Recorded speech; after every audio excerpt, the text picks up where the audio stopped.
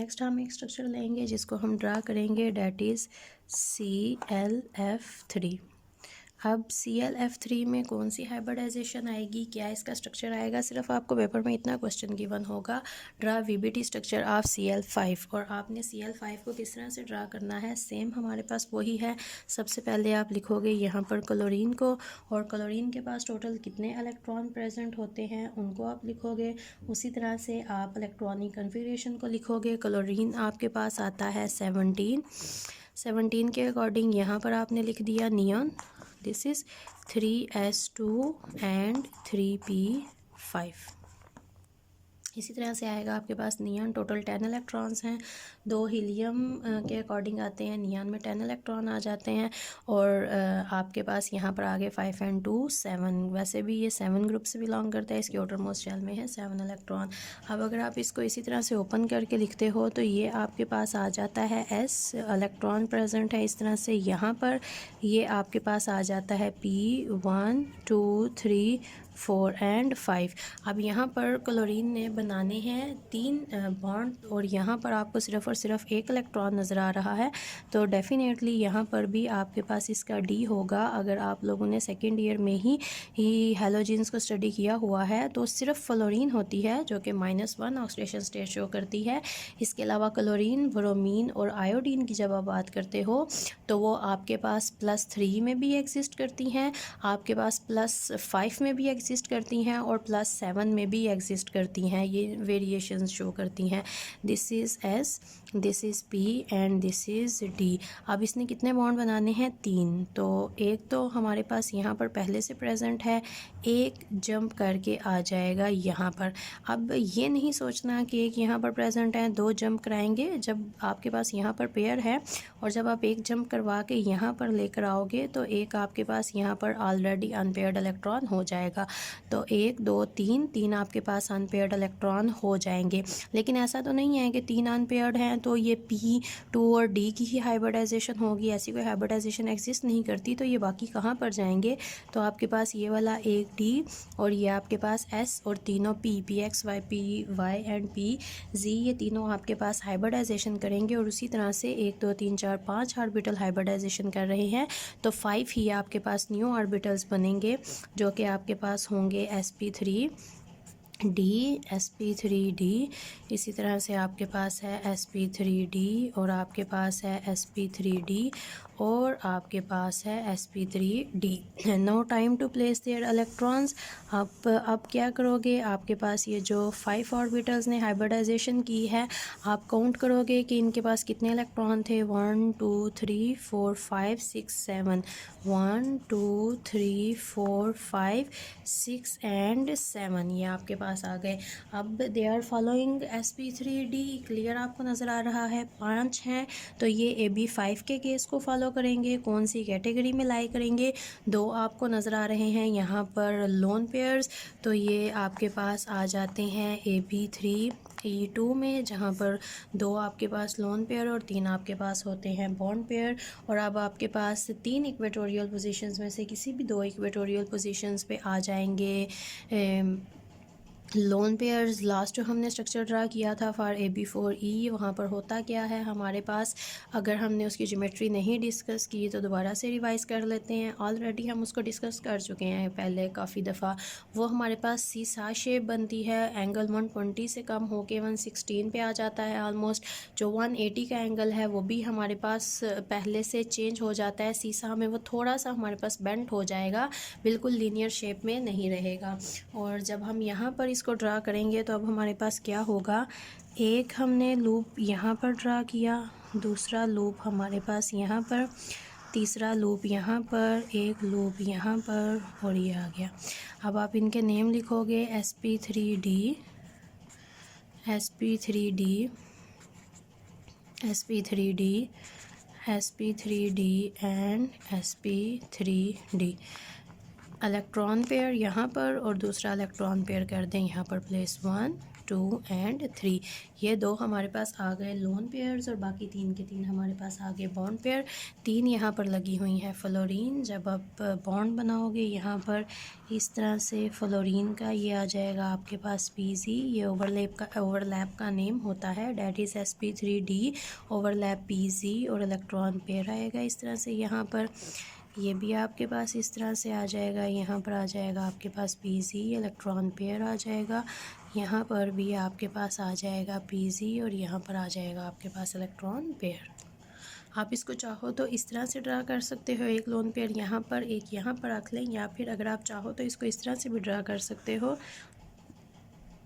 एक आपके पास आ जाएगा बॉन्डिंग पेयर यहाँ पर, दूसरा आपके पास यहाँ पर, और अब आप क्या करोगे, यहाँ पर आप दोनों लोन पेयर्स प्लेस कर लें। अगर आप चाहें तो यहाँ पर दोनों लोन पेयर प्लेस कर दें और ये जो ज्योमेट्री आपके पास आती है इसको हम कहते हैं टी शेप ज्योमेट्री। और एंगल, क्योंकि आपके पास डिस्टॉर्टेड ट्राइगोनल बाइपिरामिडल होती है तो एंगल यहाँ पर बहुत ज़्यादा वेरिएशन आ जाती है इनके एंगल्स में। अपनी प्रैक्टिस के लिए आप सिंपली ले लें ब्रोमीन ट्राईफ्लोराइड ले लें, इसको आप ड्रा करें ताकि आपकी प्रैक्टिस हो और आपको याद रहे कि किस तरह से आपने प्रैक्टिस से सबसे ज़्यादा फ़ायदा आपको ये होगा कि आपको ये याद हो जाएगा कि किसके पास कितने कितने इलेक्ट्रॉन्स हैं। जो सारी की सारी बात आपकी लाई करती है कि आप सही तरह से स्ट्रक्चर ड्रा करोगे या नहीं, वो डिपेंड करती है कि इनके एटॉमिक नंबर्स क्या हैं, इनके पास इलेक्ट्रॉन कितने हैं। अगर आपको सबके इलेक्ट्रॉन करेक्टली पता है तो बाकी सारा काम आप इजीली ड्रा कर सकते हो। तो जितनी एग्जांपल मैक्सिमम हम डिस्कस करेंगे आपने सबके एटॉमिक नंबर्स को याद कर लेना है। अब लास्ट केस हम डिस्कस करेंगे sp3d2 में जो हमारे पास हो सकता है। एग्जांपल ले लेते हैं हम ज़ीनान डाईफ्लोराइड की। अब ज़ीनान डाईफ्लोराइड में हमारे पास क्या होगा, कौन सी ज्योमेट्री होगी और किस केस में ये लाई करेगा, तो उसके लिए हम सबसे पहले ये देखेंगे कि ज़ीनान के पास टोटल इलेक्ट्रॉन्स कितने होते हैं, मतलब कि ज़ीनान का जो एटॉमिक नंबर है वो हमारे पास कितना होता है। तो ज़ीनान की अगर इलेक्ट्रॉनिक कन्फिग्रेशन लिखें तो ज़ीनान की टोटल इलेक्ट्रॉनिक कन्फिग्रेशन कंप्लीट लिखते हैं पहले, तो ये हमारे पास आती है 1s2 कंप्लीट। उसके बाद हमारे पास आता है 2s2 एंड 2p6, ये भी हमारे पास कंप्लीट। उसके बाद आता है 3s2 3p6 एंड 3d10, ये भी हमारे पास हो गया कंप्लीट। और उसके बाद हमारे पास आ जाता है 4s2 के बाद हमारे पास आ जाता है यहाँ पर 4p6, तो ये भी हमारे पास हो जाता है कंप्लीट। एक्चुअली हमारे पास होता क्या है, और हमारे पास यहाँ पर आ जाएगा 4d0। अब अगर हम इसकी इलेक्ट्रॉनिक कन्फिग्रेशन लिखें जो हम ड्रा करने के लिए स्ट्रक्चर्स को लिखते हैं, this is for s, this is for p1 2 and this is for d। Draw करना स्टार्ट करते हैं, देखते हैं आखिर में हमारे पास क्या स्ट्रक्चर आता है। There are 2 electrons 1 2 3 4 5 6 और ये हमारे पास 0 है। अब फ्लोरीन ने यहाँ पर बनाए हुए हैं, ज़ीनॉन ने यहाँ पर बॉन्ड बनाए हैं 2 फ्लोरीन के साथ, तो होगा क्या, एक इलेक्ट्रॉन जंप करके चला जाएगा यहाँ पर, तो एक इलेक्ट्रॉन यहाँ पर आ जाएगा और एक इलेक्ट्रॉन हमारे पास आ जाएगा यहाँ पर। अब this is S, this is P and this is D। अब ये आपके पास करेंगे हाइब्रिडाइजेशन करके उसी तरह से आपके पास 5sp3d बनेंगे। यहाँ पर अगर हम लिखें इनको sp3d, this is sp3d, this is sp3d, this is sp3d and this is sp3d। अब इलेक्ट्रॉन 1 2 3 4 5 6 7 8 1 2 3 4 5 6 7 8। अब अगर हम इसको ड्रा करें एक लूप यहाँ पर, अब हमारे पास यहाँ पर 3 लोन पेयर हैं, तो तीनों जो इक्वेटोरियल पोजीशंस होंगी वहाँ पर हमारे पास आ जाएंगे लोन पेयर। यहाँ पर आ गया लोन पेयर और यहाँ पर आ गया लोन पेयर, और यहाँ पर सिंपली हमारे पास 2 आ गए बॉन्डिंग इलेक्ट्रॉन पेयर्स। अब बॉन्ड बनाए हैं फ्लोरीन के साथ, तो यहाँ पर हमारे पास आ जाएगी फ्लोरीन यहाँ पर sp3d and this is pz और electron pair. This is sp3dpz electron pair. बस 2 फ्लोरीन इस तरह से बनाएंगे बॉन्ड। और यहाँ पर जो आपके पास ज्योमेट्री होगी, no this is linear, 3 equatorial positions पे इक्वल स्पेस दे के लोन पेयर्स को रखा गया है, उनने ऑक्यूपाई की हैं इक्वेटोरियल पोजीशंस।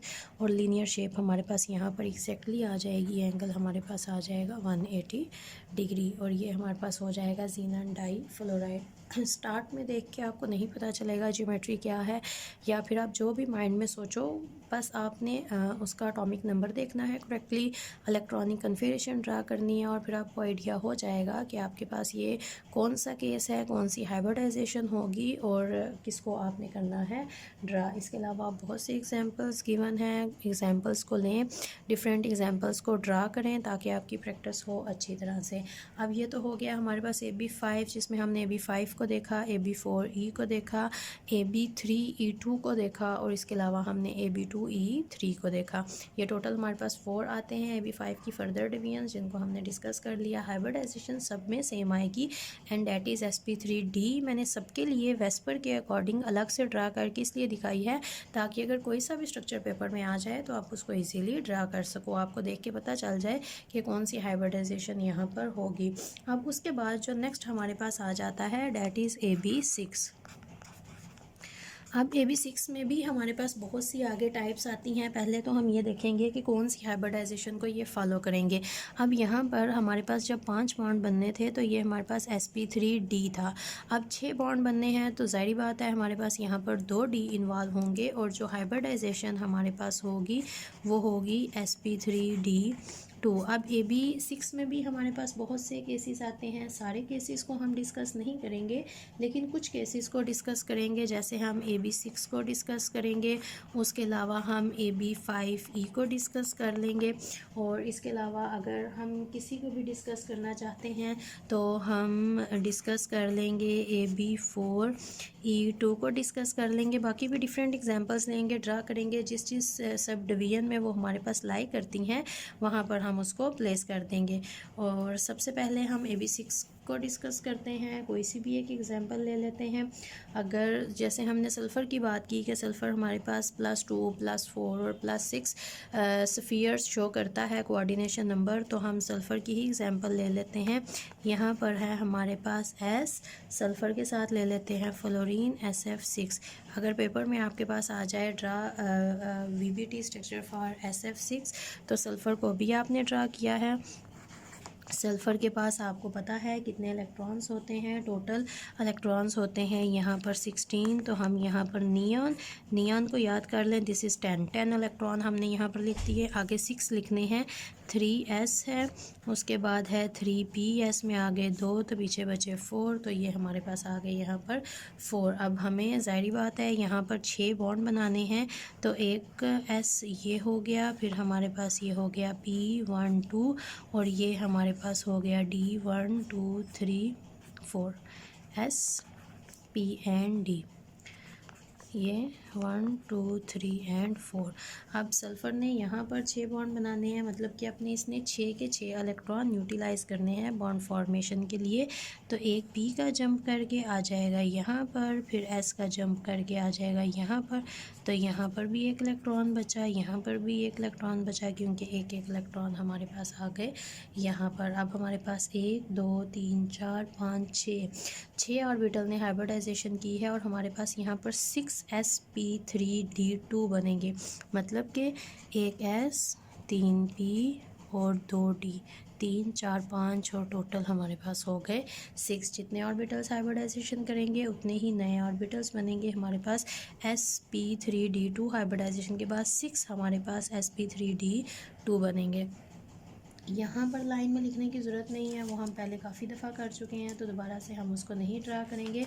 सिर्फ हम ये देखेंगे कि जो हमारे पास ज्योमेट्री होती है AB6 की आपने स्टडी किया है वेस्पर को, तो आपने वेस्पर से ही इसको रिलेट करके स्टडी करना है। और अगर आपको याद हो तो जब आपके पास 6 बनते हैं बॉन्ड्स, तो ज्योमेट्री आपके पास होती है ऑक्टाहेड्रल।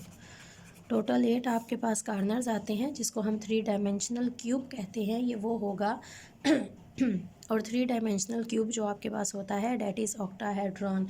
तो हम ऑक्टाहेड्रल ज्योमेट्री ड्रा करेंगे, वहाँ पर अपने लूप्स को प्लेस करेंगे और फिर फर्दर हम बनाएंगे इनके बॉन्ड्स। अब ऑक्टाहेड्रल ज्योमेट्री को अगर हम ड्रा करते हैं तो दिस इज़ लाइक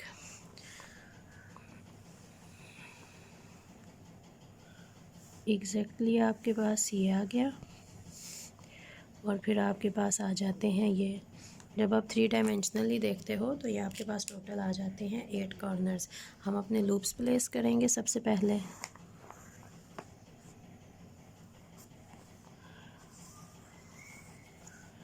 ये आपके पास आ गया, ये आपके पास आ गया। जब 3 डायमेंशनली देखा जाता है तो या तो ये एक फ्रंट पोजीशन पे एक बैक पोजीशन पे होता है, तो उस तरह से जब हम देखते हो तो ये इस तरह से ओवरलैप नहीं करते एक दूसरे के साथ। लूप्स आपके पास एक अपर साइड पे है, right upper side, this is right lower side, left upper side, left lower side, एक आपके पास फ्रंट पे है और एक आपके पास है बैकवर्ड पोजीशन पे। ये जो मैंने दोनों बीच में ड्रा किए हैं, एक आपके पास सामने की तरफ आता है, एक आपके पास पीछे की तरफ आता है। नेम हम सबके लिखेंगे। नेम हमारे पास यहाँ पर है sp3d2, एक इलेक्ट्रॉन है इसके पास। दिस इज़ sp3d2, एक इलेक्ट्रॉन है इसके पास। दिस इज़ एक इलेक्ट्रॉन है इसके पास। दिस इज़ sp3d2, एक इलेक्ट्रॉन है इसके पास। दिस इज़ sp3d2, एक इलेक्ट्रॉन है इसके पास। दिस इज़ sp3d2, एक इलेक्ट्रॉन है इसके पास। This is sp3d2। जब पेपर में आएंगे तो आपने ऐसे ही सबके इलेक्ट्रॉन्स को प्लेस करना है, सबके नाम लिखने हैं ताकि ओवरलैप्स का नाम आए, प्लस आपने यहाँ पर इनकी ज्योमेट्री लिखनी है, यहाँ पर इनके एंगल्स को लिखना है, तो ही आपको फुल मार्क्स मिलेंगे। अब आपके पास यहाँ पर सल्फ़र थी, सल्फ़र के साथ 6 फ्लोरीन्स थे, तो यहाँ पर पहला फ्लोरीन इसका आ गया Pz और एक आ गया electron. This is second one fluorine, electron, और ये आ गया इसका Pz। This is third one Pz और इसका इलेक्ट्रॉन, Pz और इसका इलेक्ट्रॉन, Pz, इसका इलेक्ट्रॉन, Pz, इसका इलेक्ट्रॉन। अब अगर आप बाद में ओवरलैप लिखते हो तो फिर आप इसके ऊपर sp3d2 लिख दोगे, इसके ऊपर Pz लिख दोगे। अब और जब आप ऐसे लिखोगे तो चेक करने वाले क्लियरली यही मतलब लेंगे कि आपने इस डबल डंबल को, जो कि हाइब्रिडाइजेशन भी नहीं जिसकी हुई, हाइब्रिडाइजेशन से पहले भी आपके पास इस तरह से डबल डंबल होता है और हाइब्रिडाइजेशन के बाद अब इस तरह से बड़े से लूप्स बनते हैं जिनकी एक साइड स्मॉल होती है और स्मॉलर साइज़ को हम शो नहीं करते।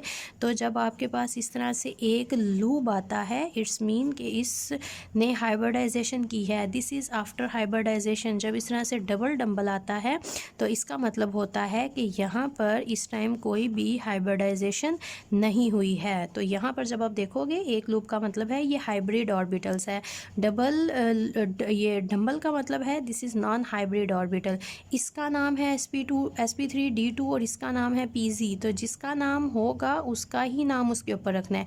ये नहीं कि इसको आप sp3d2 लिख दो और इसको आप Pz लिख दो, तो वो क्रॉस हो जाएगा और देन यू थिंक कि आपने सही ड्रा किया था लेकिन फिर भी आपको नंबर नहीं मिले, तो नंबर आपको वाकई ही नहीं मिलेंगे जब आप इस तरह की मिस्टेक करोगे। तो ये आपके पास आ जाता है ऑक्टाहेड्रल। जब आप ऑक्टाहेड्रल की बात करते हो तो यहाँ पर अब आपके पास होता क्या है, जो आपके पास इस तरह से लाई करते हैं, जो आपके पास इस तरह से लाई करते हैं और फ्रंट और बैक पे जो आपके पास आते हैं, इसका और इसका, इन सब का आपस में एंगल होता है 180 का।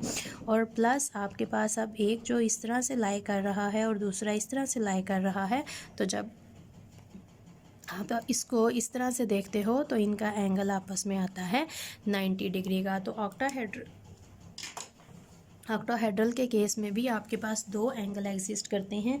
एक आपके पास होता है 180 जो कि आपके पास स्ट्रेट जा रहे हैं, उनका 180 आएगा। दूसरा जो एक दूसरे को क्रॉस कर रहे हैं उनका आपके पास आएगा 190 का एंगल। अब एक और एग्जांपल लेते हैं और हम उसको ड्रा करते हैं। और उसके लिए एग्ज़ाम्पल, अगर हम एक डिफरेंट सी एग्ज़ाम्पल लें जो थोड़ी सी ट्रिकी भी हो, ताकि आप लोगों को पेपर में अगर कोई मुश्किल एग्ज़ाम्पल आए तो मुश्किल ना लगे। Cl5 - 2। अब हम इसको देखते हैं कि यहाँ पर हमारे पास एक्चुअली हुआ क्या है। तो उसको देखने के लिए सबसे पहले जो हमें पता होना चाहिए डैट इज़ Sb। Sb के पास टोटल इलेक्ट्रॉन कितने होते हैं? Sb के पास टोटल इलेक्ट्रॉन होते हैं 51। 51 का मतलब है टोटल इलेक्ट्रॉनिक कन्फिग्रेशन लिखना बहुत ज़्यादा मुश्किल है। तो हम क्या करेंगे, हम यहाँ पर लिखेंगे क्रिप्टॉन, यहाँ पर लिखेंगे हम 4d10, ये कंप्लीट हो गया। उसके बाद हमारे पास आता है 5s2, यहाँ पर है हमारे पास 5p3। क्लियर। और बॉन्ड इन्होंने बनाए हुए हैं यहाँ पर 5। अब 5 बॉन्ड इन्होंने बनाए और कितने इलेक्ट्रॉन्स को इन्वॉल्व किया है। तो सबसे पहले जो चीज़ आप देखोगे यहाँ पर लिखें Sb, दिस इज़ 51। यहाँ पर S के हैं 2 इलेक्ट्रॉन, यहाँ पर है P 1 2 3। एक चीज़ जो आपने देखनी है, इसके ऊपर है -2 और जो चार्ज होता है वो हमेशा सेंट्रल एटम का होता है, लिगेंड्स का नहीं होता। तो दिस इज़ -2 का मतलब है कि 2 इलेक्ट्रॉन इसने लिए हुए हैं, 2 इलेक्ट्रॉन इसने गेन किए हुए हैं। तो टोटल इलेक्ट्रॉन हमारे पास यहाँ पर तो 5 थे, यहाँ पर हैं 1 2 3 4 5 6 एंड 7। और ड्रा हमने करना है SbCl5 को, मतलब कि इसने बनाने हैं 5 बॉन्ड। 5 बॉन्ड बनाने का मतलब है कि हमें 5 अनपेयर्ड इलेक्ट्रॉन चाहिए। तो मतलब कि अगर Px और Py में से एक इलेक्ट्रॉन जंप करके आ जाए D में, 1 2 3 4, ये इलेक्ट्रॉन जंप करके यहाँ पर, ये इलेक्ट्रॉन जंप करके यहाँ पर, और एक हमारे पास बचा यहाँ पर और एक बचा हमारे पास यहाँ पर, दिस इज़ D। तो अब हमारे पास एक S, 3 P और 2 T, 6 ऑर्बिटल्स ने की है हाइब्रिडाइजेशन। तो 6 ही हमारे पास नए बनेंगे sp3d2। और हम अब वो लिखने की हमें ज़रूरत नहीं है, हम क्लियरली ड्रा करते जाएंगे। ड्रा करके ही हम इलेक्ट्रॉन काउंट करके प्लेस कर लेंगे कि हमारे पास कितने पेयर्ड इलेक्ट्रॉन्स आ रहे हैं और कितने हमारे पास आ रहे हैं अनपेयर्ड इलेक्ट्रॉन्स। तो हमें आइडिया हो जाएगा कि हमारे पास कौन सी ज्योमेट्री यहाँ पर आएगी। अब हम ड्रा करते हैं लूप्स, एक लूप यहाँ पर और इसी के साथ की दूसरी लूप यहाँ पर, एक लूप यहाँ पर और दूसरी लूप यहाँ पर, एक आपके पास फ्रंट पे और दूसरी आपके पास बैक पे। अब ये सारे के सारे हैं sp3d2, नेम लिख लें सबके, sp3d2 sp3d2 sp3d2 sp3d2। जब आप पेपर में ड्रा करोगे तो ये बड़े बड़े से स्ट्रक्चर्स बनाओगे ताकि चीज़ें आपकी एक दूसरे के साथ मिक्स ना हो। इलेक्ट्रॉन कितने हैं, 1 2 3 4 5 6 7, 1 2 3 4 5 6। अब हमारे पास क्या होगा, किसी भी एक में चाहें तो इसमें आपने यहाँ पर पेयर कर दिया इलेक्ट्रॉन का, ये आपके पास हो गया एक लोन पेयर। अब मतलब कि ये आपके पास कौन सा केस आ गया, ये आपके पास आ गया AB5E। पहले तो आपको डिसाइड करने की ज़रूरत ही नहीं थी ये कौन सा केस था, और अब आपको पता चल गया ये AB5E है। हाइब्रिडाइजेशन आपके पास sp3d2 है। सिर्फ आपने एटॉमिक नंबर्स देखने हैं। इन केस मैंने चार्ज वाली एक एग्जांपल ली है कि अगर ऊपर प्लस का साइन होता, फॉर एग्जांपल यहाँ पर +2 होता, तो मतलब यहाँ पर SB ने 2 इलेक्ट्रॉन डोनेट किए होने थे। यहाँ पर -2 है तो डेफिनेटली इसने 2 इलेक्ट्रॉन गेन किए हुए हैं। तो आपने इनको कंफ्यूज नहीं करना, क्लियर करना है, इलेक्ट्रॉनिक कन्फिग्रेशन लिखनी है, इलेक्ट्रॉन प्लेस करने हैं और फिर उसके बाद हाइब्रिडाइजेशन ड्रा करनी है। और यहाँ पर हमारे पास क्लोरीन्स हैं तो 5 आ जाएंगे क्लोरीन, इसका आ गया Pz और एक इलेक्ट्रॉन, इसका आ गया Pz और एक इलेक्ट्रॉन, इसका आ गया Pz और एक इलेक्ट्रॉन, इसका आ गया Pz और एक इलेक्ट्रॉन, इसका आ गया Pz और एक इलेक्ट्रॉन, और ये आपके पास इसी तरह से प्रेजेंट होगा। अब ये जो ज्योमेट्री बनती है, दिस इज़ स्क्वायर। स्क्वायर आपके पास एक क्लियर होता है और साथ आपके पास एक यहाँ पर बनता है पिरामिड। वो जब आप वेस्पर में ड्रा करते हो तो वो क्लियरली आपको वहाँ पर पता चल जाता है। अब आपके पास इतने केसेस डिस्कस करने आज के लिए काफ़ी हैं। मैं एग्जांपल्स आपको दूंगी, पिक्चर सेंड करूंगी एग्जांपल्स की, उन सब की आपने ड्रा करनी है ज्योमेट्री, और ड्रा करने के बाद आपने मुझे बताना है कि कौन कौन से केस में ये लाई करते हैं। मैं सिर्फ आपको मॉलिक्यूल्स की एग्जांपल रैंडम दूंगी जितना अभी तक हमने वीबीटी को डिस्कस कर लिया है। आप उनको ड्रा करके इस तरह से आपने मुझे बताना है वेस्पर में ये किस केस में लाई कर रहे हैं और वीबीटी में ये किस केस में लाई कर रहे हैं।